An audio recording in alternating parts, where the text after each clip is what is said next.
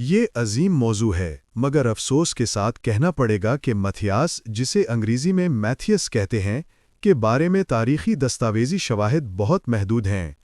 Bible میں اس کا ذکر صرف ایک مقام پر ہے، اعمال 1:23-26، اور باقی زندگی کی تفصیلات چرچ کی روایت اور بعض اپوکریفل کہانیوں پر مبنی ہیں۔ لیکن میں آپ کو وہ سب بتاؤں گا جو معتبر طریقے سے ملتا ہے، اور ساتھ ساتھ روایتی حوالوں کو بھی، تاکہ آپ کو ایک جامع تصویر مل سکے۔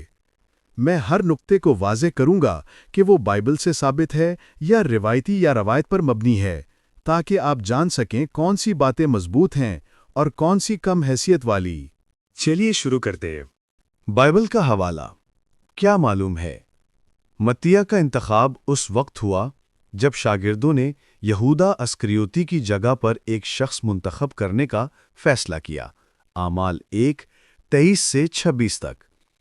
اس کے علاوہ بائبل میں مزید کوئی مستند ذکر نہیں ملتا کہ اس نے کہاں خدمت کی، کون سے معجزات کیے یا کس طرح شہید ہوا۔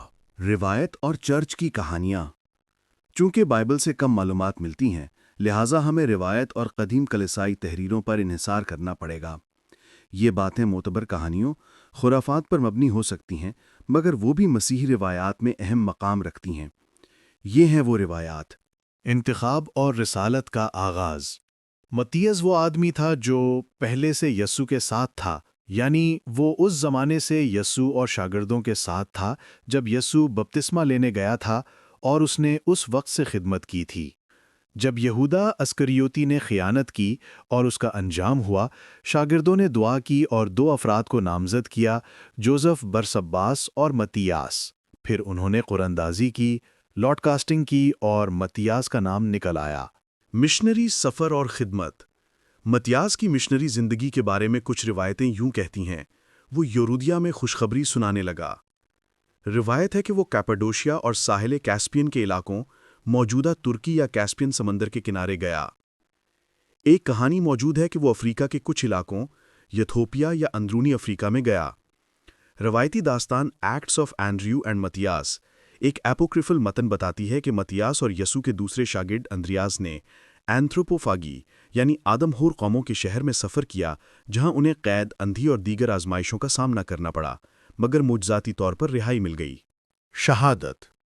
مختلف روایات ہیں کہ متیاس کو پتھر مار کر قتل کیا گیا، پھر سر قلم کر کے اسے شہید کیا گیا۔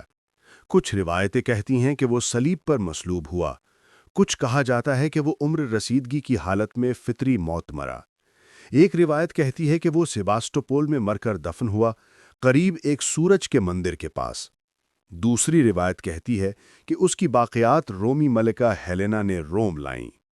سبق اور غور و فکر۔ چونکہ بہت سی باتیں روایت پر مبنی ہیں، ہمیں ان سے سبق لینا چاہیے اور ایمان میں بصیرت پیدا کرنا چاہیے۔ خدا وہ شخص چنتا ہے جو وفادار ہے، چاہے نام کم ہو۔ متیاس کا انتخاب یہ ظاہر کرتا ہے کہ خدا نظر نہ آنے والے لوگوں کو بھی بقایا کام دیتا ہے۔ ایمان کی خدمت ہمیشہ خطرات اور آزمائشوں کے ساتھ آتی ہے، اور متیاس کی کہانیاں ہمیں یہ سکھاتی ہیں کہ ہمیں ثابت قدم ہونا چاہیے۔ کبھی یہ نہ سوچیں کہ آپ چھوٹے ہیں۔ خدا ان لوگوں کو بھی استعمال کرتا ہے جو پوشیدہ اور کم معروف ہوں۔ شہادت ایمان کا آخری امتحان ہے۔ اگر خدا کے لیے مرنا پڑے، وہ عزت ہے نہ عتاب۔ مزید ایسی ویڈیوز دیکھنے کے لیے بائبل کوئز چینل کو سبسکرائب کریں، بیل آئیکن پریس کریں، لائک، ری شیئر اور کامنٹ کریں۔ اگر کسی خاص موضوع پر ویڈیو چاہیے ہو تو کامنٹ میں بتائیں، میں ضرور بناؤں گا۔ Thanks, God bless you all, آمین۔